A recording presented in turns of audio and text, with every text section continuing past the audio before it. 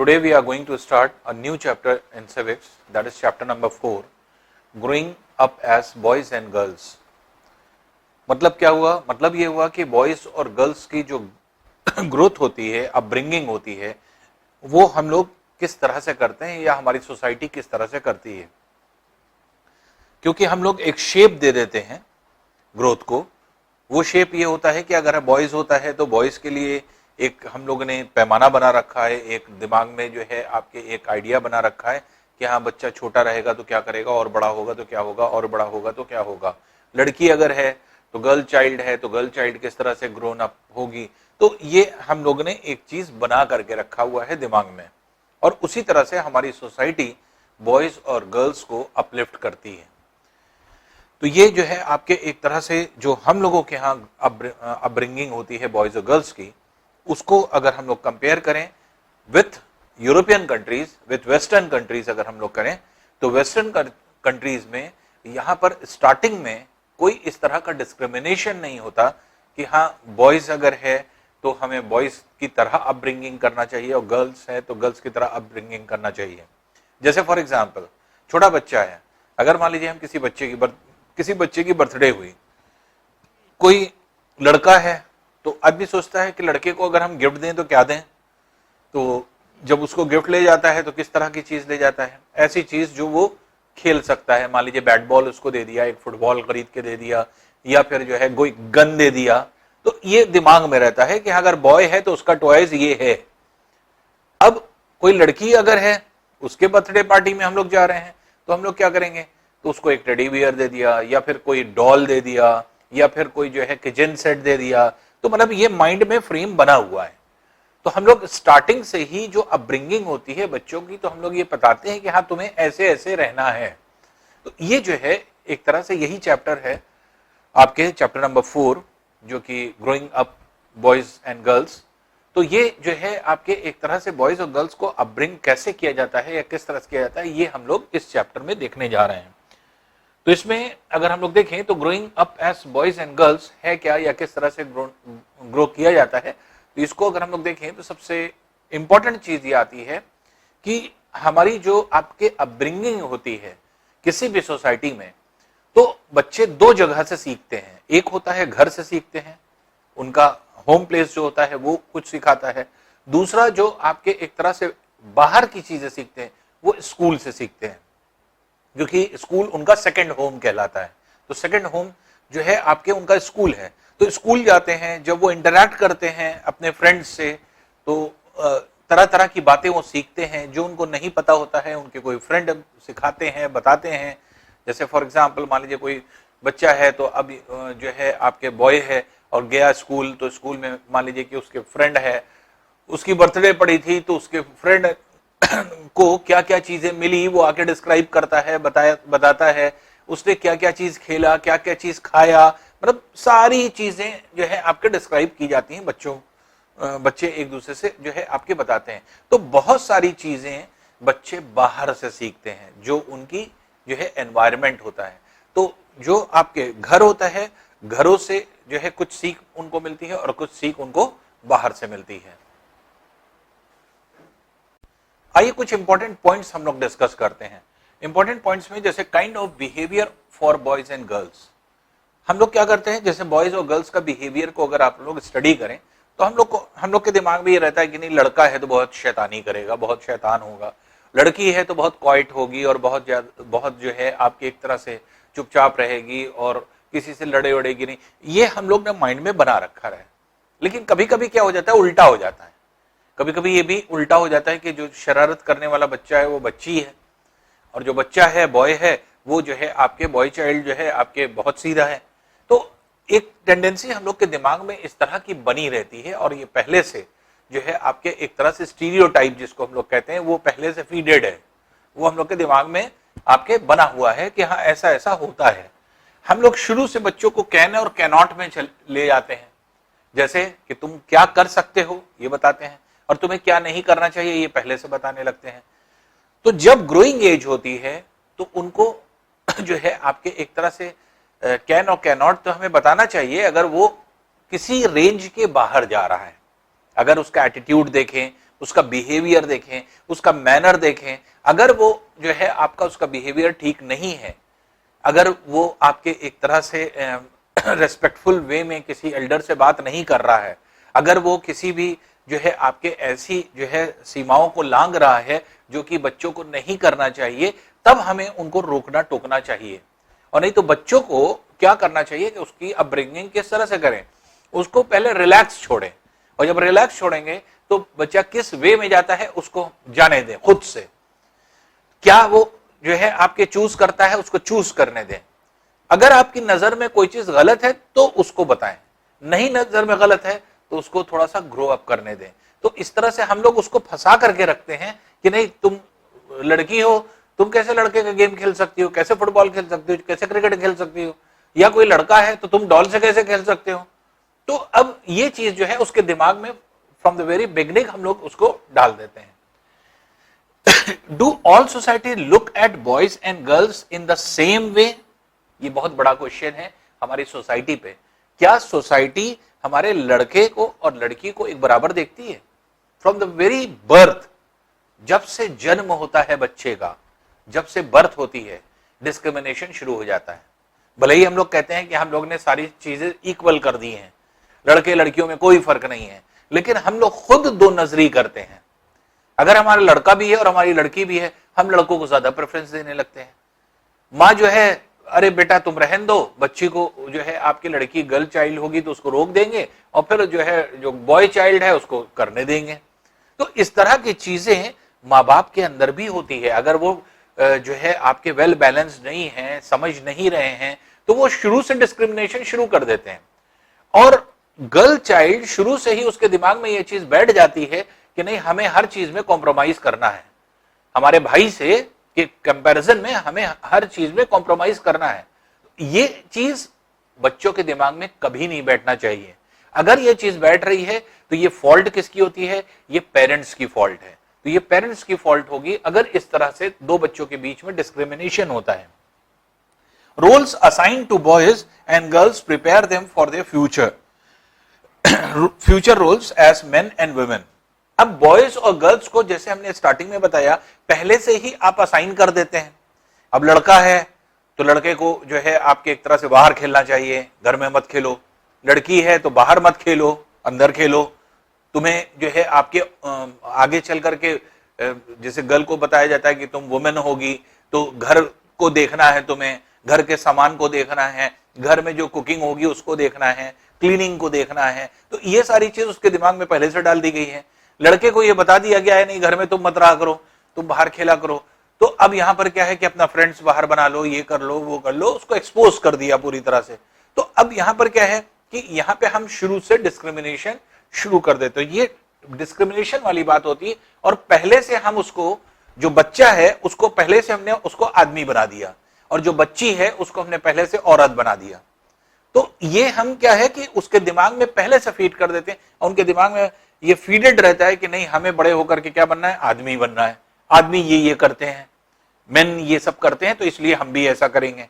तो बॉयज के दिमाग में ये चीज है। गर्ल्स के दिमाग में क्या चल रहा है? गर्ल्स के दिमाग में ये चल रहा है कि हमें वुमेन बनना है, तो वुमेन बनना है तो हमें आगे चल करके क्या क्या चीज करनी है, ये सारी चीज वो डिस्क्राइब करने लगते हैं। अब देखिए value of main and women in different societies.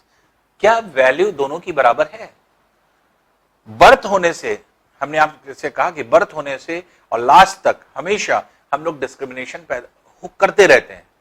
अब घर में पैदा अगर बॉय चाइल्ड हुआ, बहुत खुशी मनाई जा रही है, गर्ल चाइल्ड हो गई, अरे ठीक है। तो अब यहां पर क्या इस तरह की चीज आ जाती है, तो आप शुरू से ही डिमोरलाइज हो गए। क्यों? क्योंकि बॉयज आपका क्या करेगा? बहुत अच्छा माना जाएगा कि हाँ आपके वंश को चलाएगा, लड़की वंश को नहीं चलाएगी, ऐसा दिमाग में बैठा हुआ है। ये जो आपके एक तरह से चीजें हैं, ये हम लोगों ने स्टीरियोटाइप कर लिया है, ये चीजें हम लोगों ने अपने दिमागों में बैठा लिया है। तो जिसकी वजह से क्या होता है, हम खुद सोसाइटी को डिस्क्रिमिनेशन के लिए तैयार कर रहे हैं। हम खुद जो है डिस्क्रिमिनेट अपने बच्चों में कर रहे हैं, तो हमारे बच्चों के साथ डिस्क्रिमिनेशन होगा ही होगा। तो इसलिए हमें जो है आपके एक दो चीजें बहुत ध्यान से समझना पड़ेगा कि बच्चों को जब हम अपब्रिंगिंग करें उनकी, तो उनके दिमाग में कोई ऐसी चीज ना आए कि जिससे कि कोई एक बच्चा अपने आप को जो है इंफीरियर समझने लगे, एक सुपीरियर समझने लगे। तो बॉय चाइल्ड है तो सुपीरियर होता है और गर्ल चाइल्ड है तो थोड़ा सा इंफीरियर फील करने लगती है। तो ये क्या करता है कि जो सुपीरियर है वो जो है आपके एक तरह से कॉन्फिडेंट तो होगा, लेकिन वो बदतमीज भी कभी कभी हो जाता है अगर आपने बहुत ज्यादा कंट्रोल नहीं किया। और जो इंफीरियर है वो क्या है, वो एक तरह से अपनी जो पर्सनालिटी है उसको खो देती है लड़की, और फिर उसके बाद जो है आपके एक तरह से वो खुद उसका जो नेचर हो जाएगा इंट्रोवर्ट टाइप हो जाता है। और जिसकी वजह से इंट्रोवर्ट जब हो जाता है तो इसका मतलब कि उसके अंदर जो आपके क्वालिटी थी वो एक तरह से हमने दबाना शुरू कर दिया उसको पहले से ही। क्यों? क्योंकि उसके दिमाग में ये डाल दिया कि तुम गर्ल चाइल्ड हो, तुम बड़े होकर के क्या बनोगे, वुमेन बनोगे, और तुम्हें चूल्हा चक्का करना है, घर के काम देखने हैं। तो ये चीज जो है आपके बच्चों के दिमाग में डाल दी जाती है।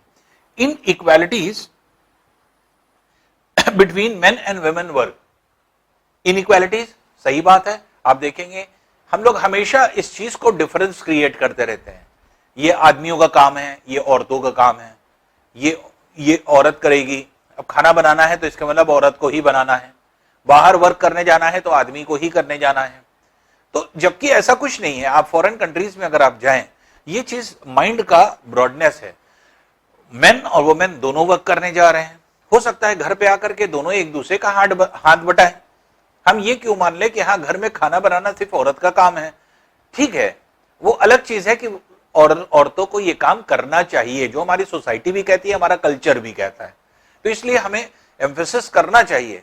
लेकिन एकदम से एक बच्चे को जो गर्ल चाइल्ड है, हमने उसको ये बता दिया कि तुम्हें घर में ही काम करना है, अब उसकी पढ़ाई लिखाई आपने रोक दिया, वो पढ़ने लिखने नहीं जा रही है, या ऑर्डिनरी स्कूल में नाम लिखा दिया लड़कियों का और लड़कों का बहुत अच्छे स्कूल में नाम लिखा दिया। ये डिस्क्रिमिनेशन है। आप अगर दो बच्चे हैं आपके, तो दोनों को सेम स्टैंडर्ड के स्कूल में आप पढ़ाएं। ऐसा ना हो कि गर्ल चाइल्ड के दिमाग में यह है कि भैया हमारा बहुत अच्छे स्कूल में जाता है और हमें जो है आपके ऑर्डिनरी स्कूल में भेजा जाता है। तो ये चीजें जो है आपके डिफरेंस क्रिएट करती हैं। फिर बड़े होने पर अब आदमियों का काम अलग, औरतों का काम अलग, आदमियों के काम का स्टेटस अलग, औरतों के काम के स्टेटस अलग, आदमियों के काम की ज्यादा वैल्यू, औरतों के काम की वैल्यू ही नहीं। तो इस तरह से किसी वर्क की वैल्यू हम लोग कैसे डिसाइड करते हैं? डिसाइड करते हैं जेंडर से।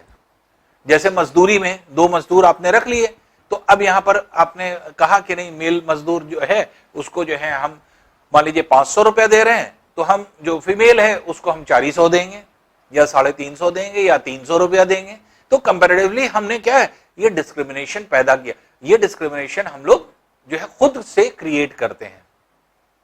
अब इसी इंफीरियोरिटी कॉम्प्लेक्स होने की, और जो है आपके एक तरह से कुछ ऐसे भी जगह हैं जो है आपके जहां पर बच्चों को पहले से बहुत डंप कर दिया जाता है। तो इंफीरियोरिटी कॉम्प्लेक्स बच्चियों में ज्यादा देखा जाता है, मतलब लड़कियों में ज्यादा कंपैरेटिवली होता है। अब तो सोसाइटी खैर अब जो है समझ चुकी है, मदर फादर जो है आपके पेरेंट्स समझते हैं, इसलिए जो है आपके एक तरह से लड़कियों को भी अच्छी जो है आपकी एजुकेशन मिल रही है।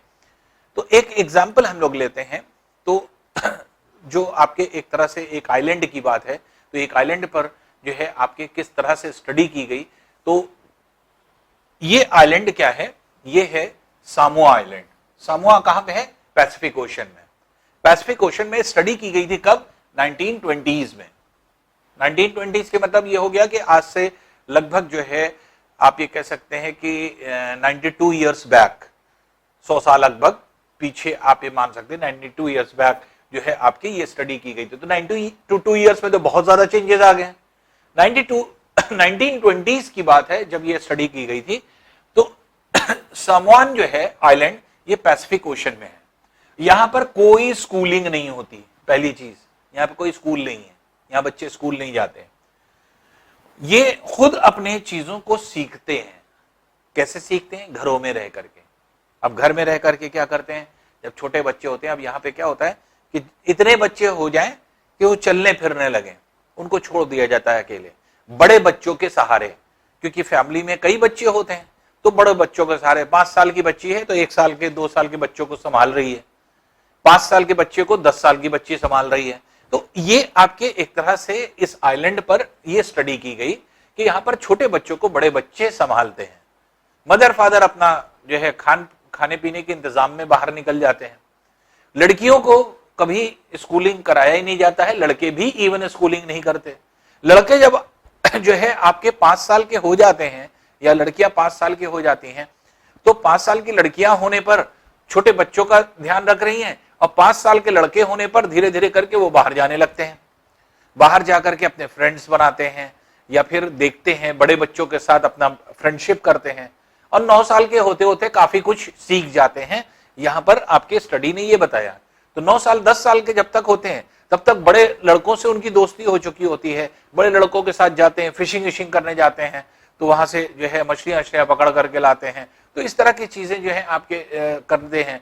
फिर प्लांटेशन करने चले जाते हैं, वहां पे कोकोनट बोया जाता है, तो कोकोनट की ट्रीज जो है आपके एक तरह से जो होती है वहां से कोकोनट कैसे लाएंगे या किस तरह से लेकर के आते हैं। फिर प्लांटेशन भी करवाया जाता है, तो जो प्लांटेशन होता है उसमें पार्टिसिपेट करते हैं। बहुत सारी चीजें। लड़कियां जब बड़ी हो जाती हैं तो स्पेशली कुछ जगह पर जैसे मान लीजिए कि आपके ग्रुप्स में मूव करती हैं, कभी कभी स्कूल कॉलेज, कभी कदार कुछ ही जगह पर आपके देखा गया कि स्कूल कॉलेज में बहुत रेयर जो है आपके स्कूल हैं वहां पे, और वहां पर बहुत रेयर बच्चियां जो है लड़कियां जो है आपके पढ़ने जाती हैं। तो इस तरह की चीजें जो है आपके देखी गई। और जो बड़ी बच्चियां हो जाती हैं तो उनको स्पेशल जो है कुकिंग सिखाई जाती है कि तुम्हें खाना कैसे बनाना है या किस तरह को घर को संवारना है, बस ये चीजें। तो ये आइलैंड जो है एक तरह से आप ये कहें तो ये पैसिफिक ओशन में है और यहां पर इस तरह की जो है आपके अपब्रिंगिंग होती है। अब जैसे लड़कियां बड़ी हो जाएंगी तो क्या होगा, वो भी फिशिंग ट्रिप्स पे जाती हैं, प्लांटेशन उनको सिखाया जाता है और बास्केट वीविंग सिखाई जाती है, वो बास्केट बनाना, जो बास्केट जो है आपके बुन करके बास्केट बनाई जाती है। तो ये सारी जो है आपके एक तरह से काम उन लोग इस तरह से करते हैं। तो ये पर्टिकुलर आइलैंड की बात है। कब से, आज से आप मान सकते हैं कि 92 इयर्स बैक जो है आपके एक तरह से ये सारी चीजें जो है स्टडी की गई थी। आज हो सकता है इस आइलैंड पे बहुत ज्यादा चेंजेस आ गए हों, बहुत ज्यादा जो है आपके चेंजेस देखने को मिल रहे हों। तो इस तरह की स्टडी वर्ल्ड वाइड होती रहती है कि किस किस जगह पे। तो हमने ये स्टडी क्योंकि हम हुई थी तो इसलिए इस स्टडी को हम लोग ने यहां पे कंसिडर किया। अब देखिए जैसे यहां इस तरह की सामोआ आइलैंड पर जैसे कि आपके स्टडी की गई, उसी तरह से स्टडीज और भी जगह होती है। तो एक स्टडी जो है आपके मध्य प्रदेश में हुई। मध्य प्रदेश में 1960s में एक स्टडी हुई, वहां के मेल्स के बारे में, लड़कों के बारे में, लड़कियों के बारे में भी जो है आपकी स्टडी हुई। वहां पर क्या स्टडी हुई, वहां पर स्टडी ये हुई कि आपके एक तरह से जो बॉयज और गर्ल्स होते हैं उनकी अपब्रिंगिंग कैसे की जाती है। 5th तक तो ऐसे छोटे मोटे स्कूल रहते हैं, 6th से लड़कों के अलग और लड़कियों के अलग स्कूल हो जाते हैं। जो लड़कियों के स्कूल होते हैं वो कुछ इस तरह से बनाए जाते हैं कि बीच में आपके ओपन एरिया छोड़ दिया जाता है, चारों तरफ से आपके एक तरह से जो है आप रूम्स होते हैं।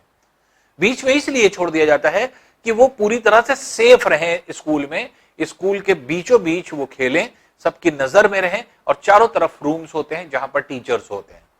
तो इसलिए कुछ इस तरह का आपके जो है स्कूल बनाया जाता है लड़कों के लिए। लेकिन क्या होता है लड़कों के स्कूल में, क्या होता है, तो 6th एंड अपवर्ड जितने भी आपके स्कूल्स बनाए जाते हैं तो उसमें क्या होता है कि पढ़ने की प्लेस अलग और फिर उनके खेलने की प्लेस ओपन ग्राउंड होता है। तो ओपन ग्राउंड क्योंकि उनको कोई इस तरह की कोई सिक्योरिटी की जरूरत है नहीं, तो ओपन ग्राउंड्स होते हैं, वो होते हैं इस तरह से। और जो आपके एक तरह से अब जैसे मान लीजिए स्कूल में पढ़ाई वढ़ाई होती है, अब जैसे लड़कियां हैं, लड़कियां जब होती हैं तो लड़कियां कोशिश करती हैं कि आपके ग्रुप्स बना के चलने, जैसे आपके यहाँ पर आपके इससे पहले आपने देखा, तो ये क्या है, ये ग्रुप बना करके लड़कियां जो है मूव करती हैं।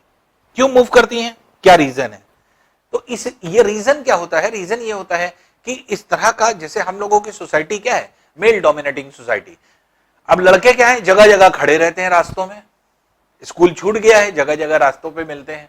तो अब क्या होता है कि लड़कियों को यह डर होता है कि जैसे उनको टीजिंग की जाएगी या उनको कुछ बोला जाएगा, तो वो इनसिक्योर फील करती हैं।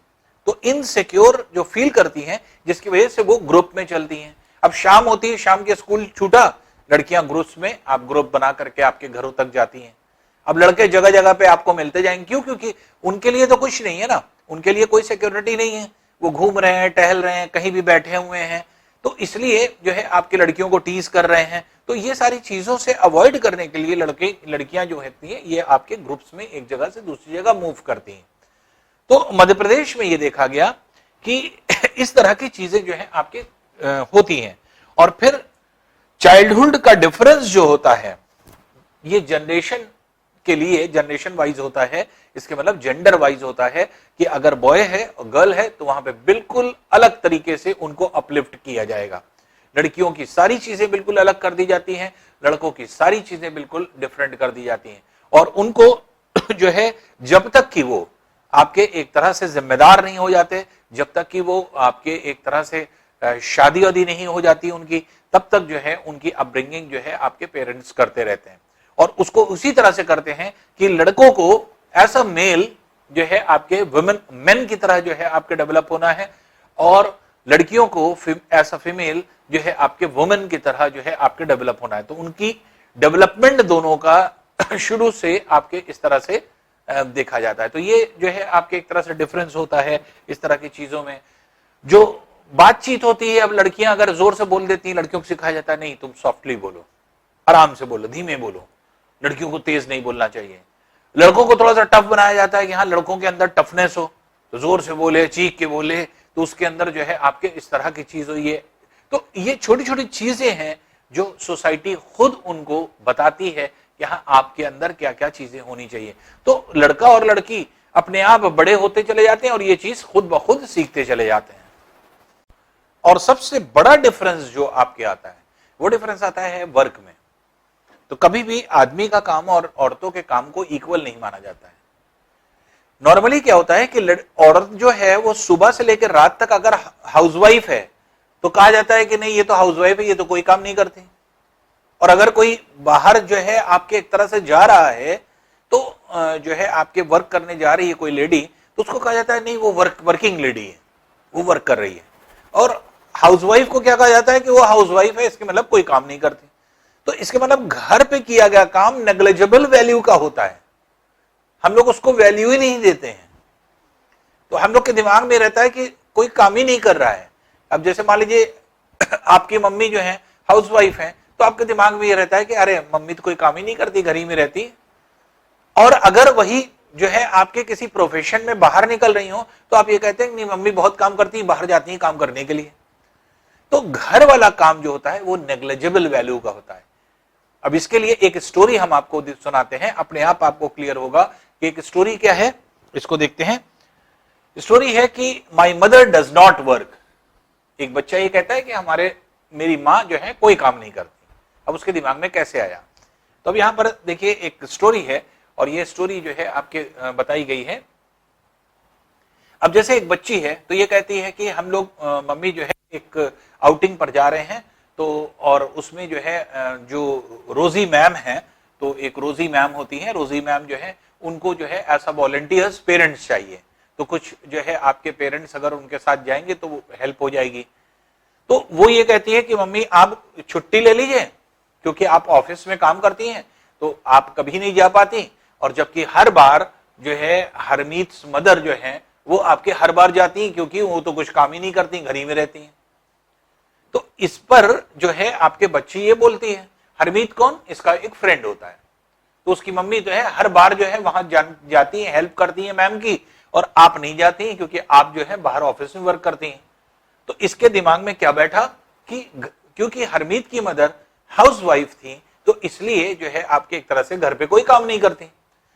तो अब इसके दिमाग में ऐसी बात चल रही है, तो इसको क्या करते हैं आपके इसकी मम्मी ये बताने की कोशिश करती हैं, ये समझाने की कोशिश करती हैं कि अगर हरमीत की जो मदर है वो अगर सपोज कर लीजिए कि हाउसवाइफ है, इसके मतलब ये नहीं कि वो काम नहीं करती। तो इनके दिमाग में गलत चीज बैठी थी, तो ये चाहती हैं कि हम अपनी बेटी को सिखाएं। तो वो ये कहती हैं कि चलो आओ हम लोग चलते हैं और जो है आपके उनके घर पे, और जो है आपके इसका नाम होता है सोनाली।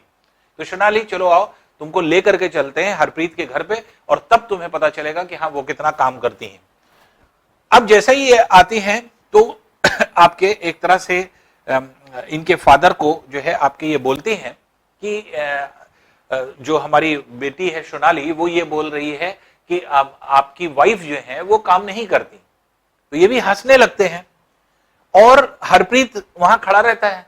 हरप्रीत कहता है ये तो करेक्ट है कि मेरी मम्मी कोई काम नहीं करती है, घर पे ही रहती है।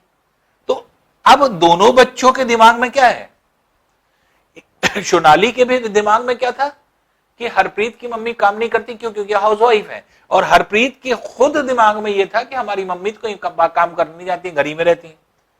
तो उसी पर जो है आपके एक तरह से जो सोनाली की मम्मी होती हैं वो ये कहती है कि अगर तुम लोग के दिमाग में ऐसा है तो एक काम ये करो कि जो हरप्रीत की मम्मी होती है तो उनसे ये कहती है कि उनके हरप्रीत की मम्मी का नाम होता है जसप्रीत।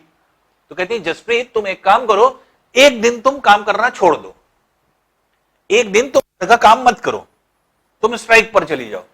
एक दिन अगर घर का काम छोड़ दोगे तो अपने आप इन लोग को पता चल जाएगा कि कितना काम होता है। तो जैसे ही वो कहती है कि नहीं एक दिन का काम छोड़ दो, तो दोनों बच्चे बड़े खुश हो जाते हैं। अरे जो है अब तो बहुत मजा आएगा, पापा सब सारा काम करेंगे। दोनों बच्चे जो है इस तरह से आपके एक तरह से बोलने लगते हैं। तो इनको लगता है कि हाँ पापा सब काम करेंगे। अब नेक्स्ट डे क्या होता है, नेक्स्ट डे ये रहता है कि जब जो है आपके एक तरह से 7:30 बजे, मॉर्निंग का 7:30 बजे होता है। अब 7:30 बजे जो है आपके उठते हैं उनके जो है आपके हस्बैंड जो जसप्रीत के होते हैं, हरप्रीत के फादर। तो अब ये कहते हैं कि हमारा ब्रेकफास्ट रेडी है कि नहीं। तो ये याद दिलाती हैं, उनकी मम्मी याद दिलाती है आज तो हम स्ट्राइक पे हैं, आज तो हम कुछ नहीं करेंगे। तो उतनी देर में जो है आपके एक तरह से स्कूल की बस का हॉर्न बजने लगता है। तो स्कूल की बस का हॉर्न बजने लगता है तो कहते हैं ओ अभी तक बच्चे उठे नहीं। तो ये जो है आपके हरप्रीत अब क्या कर रहा है, अब 7:30 बजे जो है आपके ब्रश कर रहा है।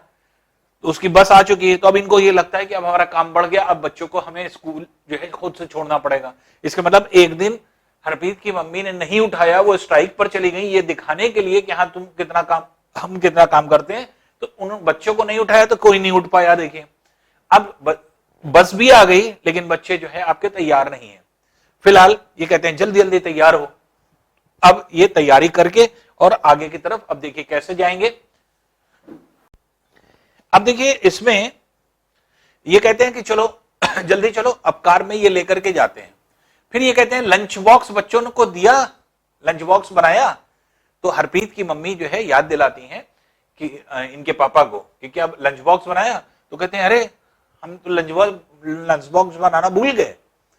तो देखिए ये दूसरी चीज जो है आपके दिमाग में उनके समझ में आया कि बच्चे टिफिन भी नहीं ले जा पा रहे हैं अगर मम्मी नहीं तैयार कर पा रही हैं। फिलहाल ये कहते हैं चलो कोई बात नहीं, हम अरेंज कर देते हैं। खैर जब ये जाने लगते हैं तो ये कहते हैं कि हम तुम्हें कुछ पैसा दे देंगे, बच्चों को से कहते हैं, और कैंटीन से तुम कुछ खा लेना। तो अब ये बच्चे कहते हैं कि मम्मी ने ऑलरेडी हमें पैसा दे दिया है। अब देखिए मम्मी को फिक्र देखिए, मम्मी ने टिफिन नहीं बनाया है लेकिन ये बात की फिक्र है कि मेरे बच्चे जा रहे हैं, आज हमने काम नहीं किया, मेरे बच्चे जा रहे हैं भूखे रहेंगे, तो इसलिए पहले से पैसा दे दिया। तो ये रियलाइज हो रहा है इनको। तो अब जो है आपके तो इस तरह से आपके फिर बेल बजती है, बच्चों को छोड़ करके ये वापस आते हैं। अब क्या है, फिर ये सोचते हैं I am exhausted, some tea. तो ये सोचते हैं कि हम बहुत थक गए हैं, अब हमें कोई एक कप चाय बना दे। तो फिर जो है आपके एक तरह से इनको फिर याद आता है अरे आप तो आज स्ट्राइक पे हैं तो चाय भी नहीं मिलेगी। तो अब जो है इस तरह से फिर तो शाम के टाइम जब ये वापस आते हैं ऑफिस से तो देखते हैं घर जो है उल्टा पुल्टा पड़ा है, सारे सामान इधर उधर पड़े हुए हैं। तो ये कहते हैं कि आज क्या है, आज कोई तूफान उफान आया है क्या कि घर सब अस्त व्यस्त पड़ा हुआ है। तो हरप्रीत की मदर कहती है कि नहीं ये आज ही नहीं है, ये रोज रहता है। बच्चे रोज खेलते हैं, सामान फेंकते हैं, सारी चीज, लेकिन जब तक आप आते हैं सारी चीज हम समेट चुके होते हैं, सब चीज जो है हम अपने जगह पर कर लेते हैं। तो इस तरह से जो है आपके एक तरह से जब इनको फिर रियलाइज होता है कि आज मम्मी ने काम नहीं किया तो घर देखिए किस तरह से पड़ा हुआ है। तो एक स्ट्राइक से जो है आपके जो है देखिए कितना इफेक्ट पड़ रहा है। फिर थोड़ी देर के बाद जो जसप्रीत होती है, जो हरप्रीत की मम्मी है, ये जसप्रीत जो होती है ये थोड़ी देर बाद और थोड़ा सा मजाक करती हैं, वो कहती हैं कि अभी क्या, अभी तो कोई काम ही नहीं हुआ है। अब जैसे ये मांगते हैं कि चाय कहाँ है, चाय की पत्ती कहाँ रखी हुई है, तो चाय की पत्ती जो है आपके कहाँ रखी है, तो ये हंसने लगती है, कहने लगे अभी तो चाय की पत्ती के लिए परेशान है, लेकिन शाम में डिनर पे चाचा और चाची जी आ रहे हैं, तो चाचा और चाचा जी के लिए भी खाना बनाना है डिनर के लिए। तो इस तरह से ये रियलाइज दिल कराती हैं कि हाउसवाइफ का काम भी इतना ज्यादा होता है जो हम लोग जिसकी वैल्यू नहीं करते। वो क्या है, चाहे जितना भी हाउसवाइफ घर में काम कर ले, लेकिन हमें ऐसा लगता है कि वो काम ही नहीं करती। तो इस जो है स्टोरी ने क्या रियलाइज कराया, रियलाइज ये कराया कि हम लोग चाहे जितना वर्क कर लें तो वर्क की वैल्यू जो होती है वो नहीं होती। तो हाउस होल्ड वर्क की जो है आपके डीवैल्यूएशन करते हैं हम लोग।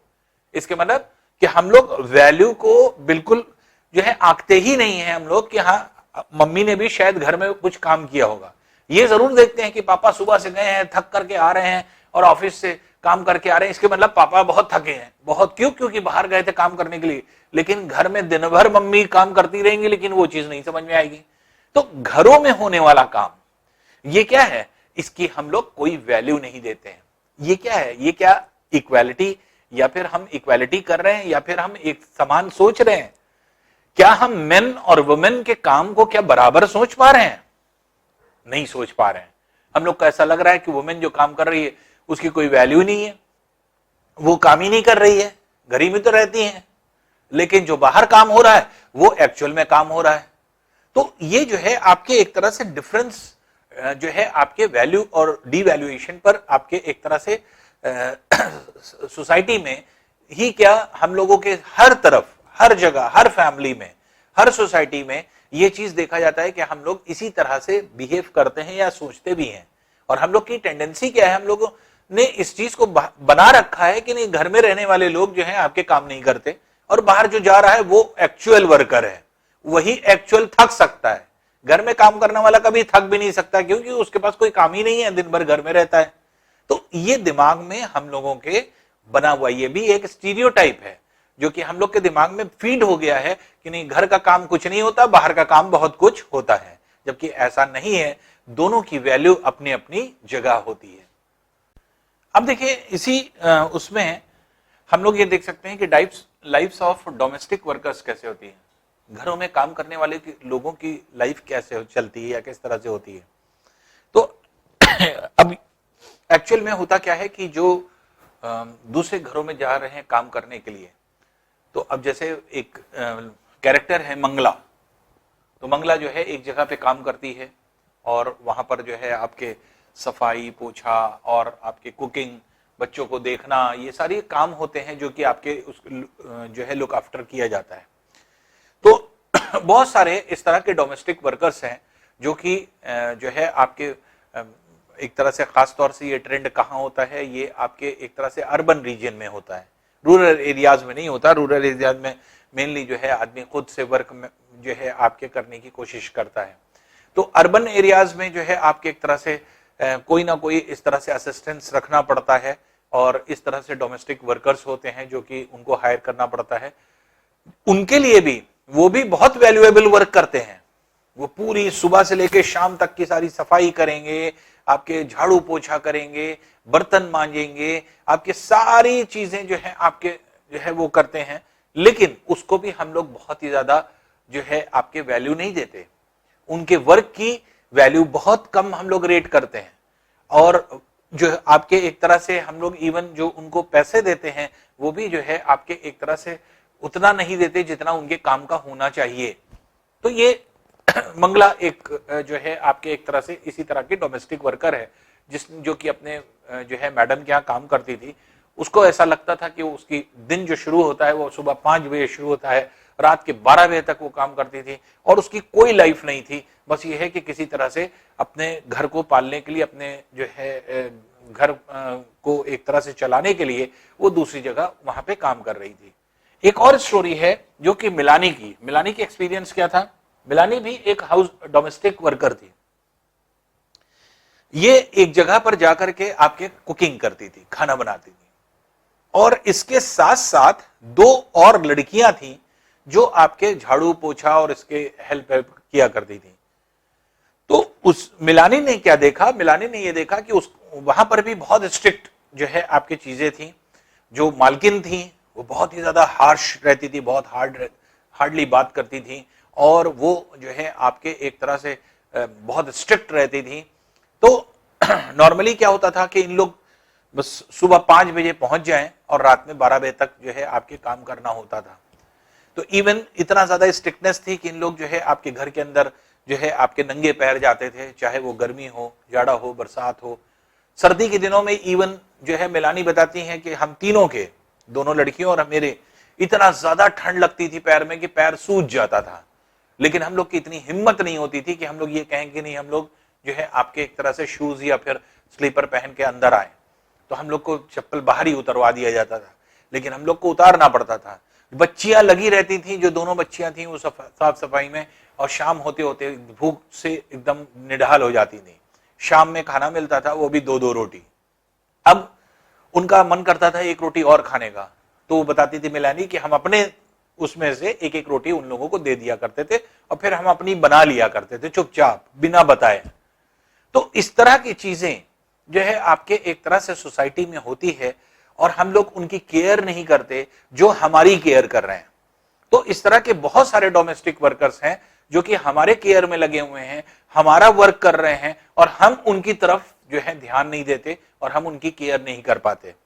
तो ये जो है इस तरह की सोसाइटी में आप जो है आपके एक तरह से एक्सप्लॉयटेशन जो होता है वो बहुत खराब होता है।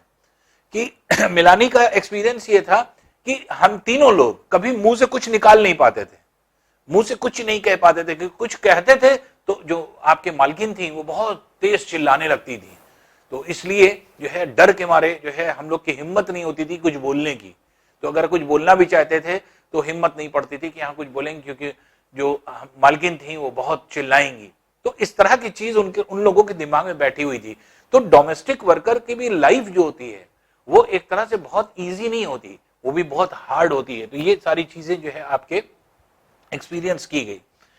जो रूरल बैकग्राउंड में है, आप देखिए रूरल बैकग्राउंड में कितनी सारी औरतें क्या है, रूरल बैकग्राउंड में काम करने वाली हर जगह पर आप देखेंगे अपने अपने पूरे पूरे घर को चलाती हैं। तो वो आपके घर का खाना भी बनाएंगी, सफाई भी करेंगी, सारी चीजें करेंगी, इवन हर एक चीज का अरेंजमेंट करना, खाने का अरेंजमेंट करना। इवन वहां पर आपके एक तरह से जैसे चूल्हा कैसे जलेगा, बहुत सारे लोग ऐसे होते हैं जो लकड़ी से जलाते हैं, तो वो दूर जाती हैं घर से और दूर जाकर के आपके लकड़ियां काटती हैं, लकड़ियां काट करके सर पर बोझा लेकर के आपके घर तक आती हैं रोज, और फिर उसको जला करके जो है खाना बनाया जाता है। तो इस तरह का सिस्टम होता है रूरल बैकग्राउंड में। आज भी जो है रूरल बहुत सारे एरिया जो है जहां पे अनडेवलप्ड है, और या फिर जो है आपके एक तरह से बहुत ज्यादा डेवलपमेंट जहां पर नहीं है और बहुत पिछड़ापन है, और जो है आपके एक तरह से बहुत सारी औरतें इवन पानी भरने के लिए कई किलोमीटर दूर जाती हैं, और इसी तरह से लकड़ियों को इकट्ठा करने के लिए, काटने के लिए जंगलों में जाती हैं, और लकड़ियां काट करके सर पर बोझा रख करके तब जो है आपके आती हैं। तो ये सारी चीजें देखने को मिलता है। ये सब डोमेस्टिक वर्कर्स के साथ साथ आपके रूरल बैकग्राउंड की औरतें भी बहुत ही ज्यादा वर्क करती हैं। अब औरतों का जो वर्क होता है, दिन रात चाहे जितना काम करें, हम लोग कभी वैल्यू नहीं दे पाते हैं, और वैल्यूएशन जो है हम लोग जो है आपके नहीं कर पाते। हम लोग ये कहते हैं कि जैसे उनकी कोई जो है आपके वैल्यू नहीं उनके काम की। नॉर्मली सोसाइटी में देखा गया है, एक स्टैटिस्टिकल जो है आपके डेटा है जिसको अगर हम लोग स्टडी करें तो central statistical organisation of India ने एक डेटा निकाला था 1998-99 में। उन्होंने निकाला था हरियाणा और तमिलनाडु, 2 स्टेट्स का। उन्होंने ये निकाला था कि वुमेन जो पेड की जाती हैं और पेड कितना काम करती हैं पर वीक, और अनपेड जो है आपके कितने आवर्स काम करती हैं। तो पेड जो काम करती हैं वो 23 आवर्स पर वीक, जबकि अनपेड जिसका कोई पैसा नहीं लगता 30 आवर्स पर वीक के हिसाब से वो काम करती हैं, जिसका कोई पैसा नहीं उनको मिलता है। उसी तरह से मेन के साथ अगर देखें तो 38 आवर्स पर वीक जो है आपके एक तरह से वो पेड होते हैं, जबकि अनपेड वर्क में सिर्फ 2 ही घंटा ऐसा है कि जो कि आपके दिखा। तो इसलिए अनपेड वर्क जो है एक तरह से मेन नहीं करता। तो जो अनपेड वर्क वुमेन कर रही है वो क्या है, उसमें ज्यादातर घर का काम आता है। वर्क तो कर रही है लेकिन उसका क्या, उसको पैसा मिल रहा है? नहीं मिल रहा है। बाहर जा रही है तो थोड़ा बहुत आपके पैसा कमा पा रही है, जो वर्किंग वुमेन है। जो वर्किंग वुमेन है वो बाहर पैसा कमा पा रही है, लेकिन घर में किया गया काम का कोई पैसा नहीं, यहां कोई पैसा नहीं। जबकि मेन के साथ देखिए, मेन जो काम करता है तो काम का तो पैसा मिल रहा है, नहीं काम का ना के बराबर वो काम करता है, बाहर करता ही नहीं है। तो ये स्टैटिस्टिकल डेटा जो होते हैं वो ये बताते हैं कि जो मेन है काम करने के लिए बाहर निकले, बाहर निकल करके आए, जो कमा करके ले करके आए हैं वो जितना भी काम किया है उसके एवज में कुछ ना कुछ आपको वेज मिलती है, मजदूरी मिलती है। लेकिन वुमेन में क्या होता है, वुमेन में होता क्या है कि आपके एक तरह से बाहर से भी काम करे, चाहे मान लीजिए लकड़ी लेने गई है, काफी दूर से जंगल से काटने गई है, ये भी तो एक वर्क है, लेकिन उसका क्या, उसको पैसा दिया जा रहा है? दूर से कहीं से पानी भर करके ला रही है, तो क्या उसको पैसा दिया गया है? नहीं दिया गया है। तो इस तरह के काम औरतों के ज्यादा होते हैं, जो कि अनपेड वर्क में ज्यादा आते हैं। अब देखिए लास्टली हम ये कह सकते हैं कि जो औरतें बाहर काम कर रही हैं, जो उनका वर्क होता है, क्या उनको इक्वल अमाउंट मिलता है इन कंपैरिजन टू मेन? नहीं। तो एक तरह से हमारा कॉन्स्टिट्यूशन या फिर हमारी कॉन्स्टिट्यूशन में जितनी चीजें हैं वो इक्वालिटी का दर्जा जरूर देती हैं। कहीं पर कोई कॉन्स्टिट्यूशन या लॉ इस तरह का नहीं बना कि आदमियों को, मेन को ज्यादा वेज मिलेगा जबकि जो है आपके एक तरह से वुमेन को कम वेज मिलेगा, ऐसा कहीं नहीं कहा गया। वेज फॉर ऑल इक्वल है, लेकिन बस यही पे बात आती है कि जितने भी आपके एक तरह से सोसाइटी है, तो क्या हम सोसाइटी वाले इस इक्वालिटी को देख पाते हैं? नहीं देख पाते। बहुत सारे ऐसे ऑर्गेनाइजेशंस हैं जहां पे वुमेन काम कर रही हैं, लेकिन आपके एक तरह से वर्क का उनको सही पैसा नहीं मिलता। तो इनइक्वालिटी हमेशा देखी जाती है मेन और वुमेन के बीच में, जबकि कॉन्स्टिट्यूशन क्या करता है, इक्वालिटी हमेशा क्रिएट करने की कोशिश करता है मेन और वुमेन के बीच में, और कोई डिस्क्रिमिनेशन नहीं होता अकॉर्डिंग टू कॉन्स्टिट्यूशन। कॉन्स्टिट्यूशन कभी भी, हमारा संविधान जो है, हमारा कॉन्स्टिट्यूशन, उसने कभी कोई डिफरेंस नहीं क्रिएट किया। ना तो जो है आपके एक तरह से ये कहेगा कि जो आपके एक तरह से वर्क है वो मेन का जो ज्यादा वैल्यूएबल है और जो है आपके वुमेन का जो है आपके वैल्यूएबल नहीं है, तो ऐसा नहीं कहा जा सकता। हाउस वर्क का बर्डन किस पर ज्यादा रहता है? वुमेन और गर्ल्स पे। सारा घर का काम कौन करता है? मर्द आते हैं बाहर से थक करके, आके लेट गए या फिर आराम करने लगे, सारा काम कौन कर रहा है? जो कि आपके वुमेन करती हैं या लड़कियां करती हैं, गर्ल्स करती हैं। तो इसलिए फीमेल जो होती हैं वो आपके हाउस वर्क कंपैरेटिवली ज्यादा करती हैं। अगर हम लोग देखें आंगनवाड़ी, आंगनवाड़ी जो आपके एक तरह से सिस्टम आपके चलता है वो क्या है, जैसे आप देखते हैं आंगनवाड़ी में बहुत सारी औरतें जो हैं इकट्ठा होती हैं बच्चों की केयर करने के लिए। ये क्या है? बच्चों का केयर सेंटर है। तो केयर सेंटर की वजह से आंगनवाड़ी खोली गई। तो आंगनवाड़ी का मेन मकसद यही होता है कि जगह जगह पर जो आपके ऐसे सेंटर्स हैं जहां पर आपके एक तरह से औरतें कहीं काम करने जाती हैं या औरतें जो है आपके एक तरह से कहीं वर्क कर रही हैं, तो आंगनवाड़ी में अपने बच्चों को छोड़ करके चली गई और वहां पर जो है आपके रिस्पॉन्सिबल लोगों को आप अपने बच्चों को दिखा दिया और बता दिया कि हाँ फलानी जगह हम वर्क करने जा रहे हैं। तो इस तरह से बहुत सारी केयर टेकिंग जो है आपके होती है वहां पे। तो ऐसे जो है आपके चाइल्ड केयर सेंटर्स होते हैं और क्रीच जो होते हैं ये जरूरी है। क्रेच क्या है? क्रेच कहा जाता है आपके ऐसी जगह जहां पे हम लोग बच्चों को छोड़ सकते हैं। अब ये क्या हो गया है? क्रेच आप देखेंगे तो नॉर्मल जो आपके बड़े सिटीज हैं वहां पे बहुत जो है आपके एक्सपेंसिव क्रेचेस होते हैं। जैसे हस्बैंड वाइफ दोनों वर्क कर रहे हैं, अब बच्चों को घर पे कहां छोड़ करके जाएंगे, इसलिए दिन भर के लिए जैसे मान लीजिए कि आपके एक तरह से डे बोर्डिंग का कॉन्सेप्ट होता है क्रेच में। अब डे बोर्डिंग के वजह से आपके 6 महीने के बच्चे से लेकर के आपके बड़े से बड़े बच्चा जो आपके एक तरह से 18 साल 20 साल का बच्चा होता है उस तक को वहां पर रखा जा सकता है। कुछ क्रेच ऐसे होते हैं जो बहुत ही माइनर बच्चों के लिए होते हैं, मान लीजिए 6 महीने से शुरू हुआ 5 साल तक के बच्चों के लिए है, तो कुछ जो होते हैं 10 साल के बच्चों तक के लिए रखे जाते हैं। तो ये क्या है, जो क्रेच का जो है आपके कॉन्सेप्ट है वो यही है कि जैसे आपके एक तरह से हस्बैंड वाइफ दोनों अगर वर्क करने जा रहे हैं तो बच्चों को किसकी रिस्पॉन्सिबिलिटी पे छोड़ा जाए। तो इस तरह के अगर आप देखेंगे तो जितने भी आपके वेल नोन जो आपके सिटीज हैं, जो कि बहुत डेवलप्ड सिटी हैं, वहां पर एक तरह से प्रोफेशन चल रहा है। यहाँ पे वहां पे बहुत ज्यादा पैसा लगता है क्रेच का, तो एक से एक क्रेच खुलते हैं, बच्चों को पूरी फैसिलिटी होती है वहां पे, बच्चों को सुलाया भी जाएगा, बच्चों को खिलाया जाएगा, पिलाया जाएगा, सारी चीजें हैं, मतलब सारी चीजें वहां पर केयरटेक पूरी तरह से की जाती है, तो उसको क्रेच कहा जाता है। तो अब ऑर्गेनाइजेशन, ऐसी ऑर्गेनाइजेशन जिसमें कम से कम 30 महिलाएं हैं, तो ये मैंडेटरी हो गया है ऑर्गेनाइजेशन, या कॉन्स्टिट्यूशन हमारा कहता है कि वहां पे क्रेच होना जरूरी है। अगर किसी जो है आपके एक तरह से ऑर्गेनाइजेशन में 30 औरतें हैं तो वहां पे क्रेच जरूरी है। क्यों? क्योंकि बहुत सारे ऐसे महिलाएं हैं जो कि काम करने वाली हैं, जिनके छोटे बच्चे हैं, तो वो छोटे बच्चे उस क्रेच में रहें और जो वुमेन है वो वहां पर काम करती रहें। तो क्रेच भी एक तरह का आपके एक तरह से केयर टेकिंग सेंटर होता है जो कि आपके बनाया जाता है।